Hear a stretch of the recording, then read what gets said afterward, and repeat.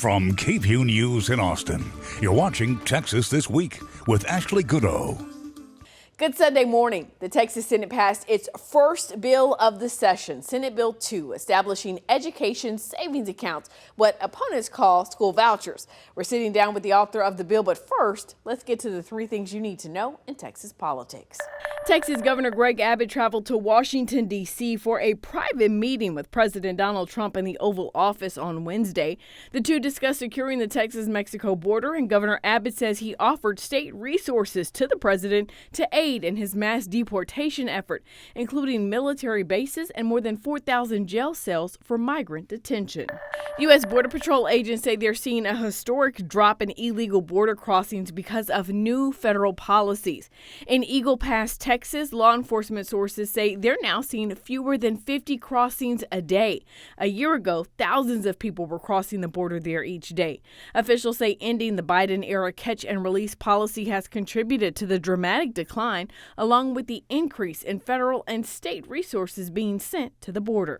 Cutting property taxes is a top priority for Texas Republicans this legislative session, and on Thursday, State Senator Paul Bettencourt from Houston filed a tax bill. SB 4 would increase the homestead exemption from $100,000 to $140,000, saving the average homeowner an estimated $363 a year. If the bill becomes law, voters would have to approve the measure in order for it to take effect. On Wednesday, the Texas Senate voted along mostly party lines to pass a bill creating education savings accounts, or ESAs, allowing families to use tax dollars to help send their children to private schools. This morning, we're sitting down with the author of the bill, State Senator Creighton, to talk about the policy and criticism against it. It seems as though education savings accounts is the issue for so many Republicans in Texas, including the governor. Yes. Why do you think this is that important of an issue? Yeah, we're standing strong for kids that need help the most in education. With all of our challenges in Texas, with all of our talk about the workforce and the future and the economy, our hope that all Texans have an opportunity to be prosperous, why would it not be?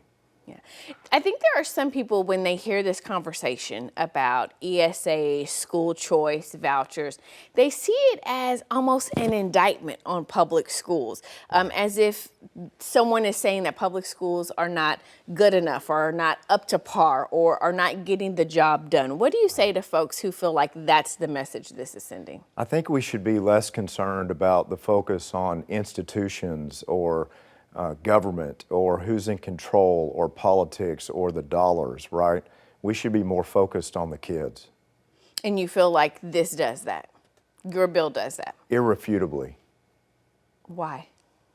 Because it gives kids an opportunity through their moms and dads and guardians to have an opportunity or an option in education, a path in education that they might not otherwise find.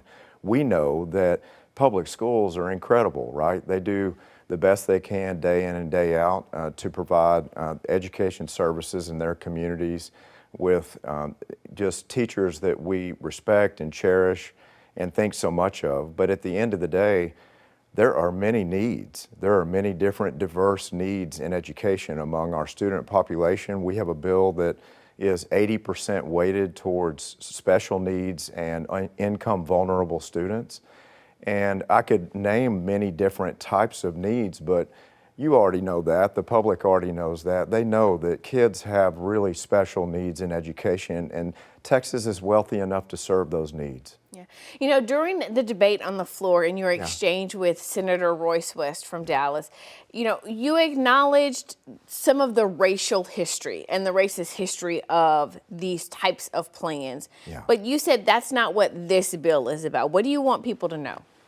Well, I acknowledged Senator West's comments about the state of the times 60 to over 100 years ago, of course. I acknowledged all kinds of distant history, right? But today, we have many, many different types of kids from different socioeconomic background and need trapped in schools by zip code that don't necessarily serve their interest, right? So rather than looking at it as an attack on public schools, if there are teacher organizations or coalitions that are furthering that type of narrative, the media. They need to turn that narrative with their own influence and their own power and their own control and their own thought process to the kids and what they need, because it absolutely is clear across the nation in 32 different states that offer school choice under Republican and Democrat governors that it is very, very effective for kids and opportunities and outcomes. Welcome back. On Wednesday, the Texas Senate passed SB 2, a bill creating education savings accounts. If the bill becomes law, students in the program could get at least $10,000 from the state to help pay for private school expenses. Lawmakers have allocated $1 billion for the program, enough to fund 100,000 ESAs. If more students apply, then there is money to go around. 20% of the funds, or $200 million, will be universal, meaning any student can apply for those dollars. The other 80% will be for low-income students or students with disabilities. The bill is the work of State Senator Brandon Creighton. He joined me to talk about the legislation. Let's talk about you mentioned it earlier, the caps on the bill. So there's two sort of buckets of money in SB 2. We've got the 20% universal and the 80% for low income and students with disabilities. That's right. Explain to us the thought process between the 20 versus the 80. Well, our priority set is to help, again, students that need help the most. So it's very clear in that 80% category that for the Texas Education Savings Account plan, that's where it is different than other states, is we're making sure students that need help the most are first in line. There are also unknowns about who will apply to the program and how many applications there will be. So it's a fully universal plan unless applications exceed available revenue that we've put forward. The revenue is capped. The number of students in the program is capped. There's nothing in the bill that grows any of that.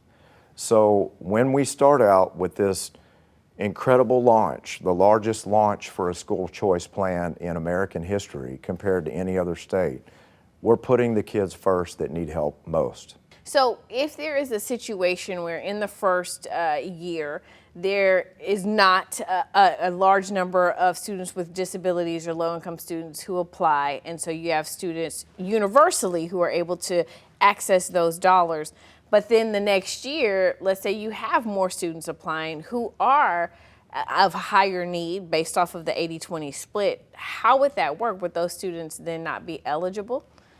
Yeah, I see why you're asking those questions, but keep in mind, income and disability is not the only ways that we need to look at serving students with a priority. There are students coming out of a public school environment where they've been bullied, where they have feelings of suicidal tendencies, where there have been, with this incredible failure of the Biden administration on open borders, there have been the onslaught of poisonous fentanyl, one time you try and you die.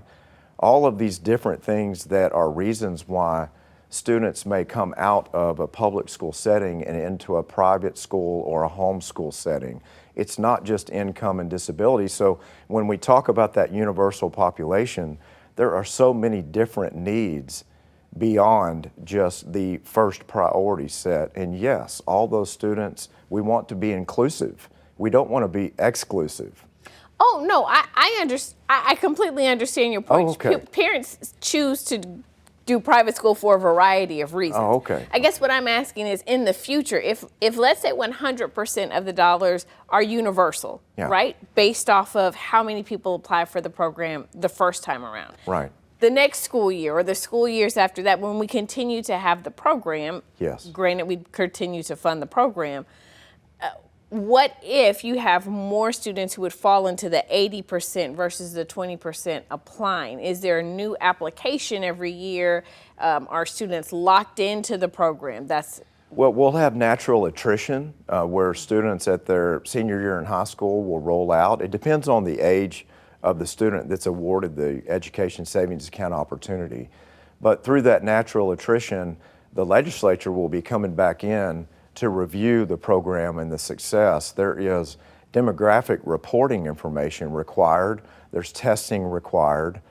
There is a lot of information that, as legislators on the Senate Education Committee that I chair, our members will get together and we will be reviewing this data to understand how can we continue to make the program better, and to your point, how do we continue to serve the students that need help the most. We're going to have incredible dollars invested from the very beginning to promote the program, and so that all Texas families will understand that it's there, will understand how to apply, and there will be one centralized website, not a bunch of different ways, but one centralized way for families to explore, to apply, and to be a part of this. You can learn more about Senate Bill 2 at KVUE.com. That's Texas This Week.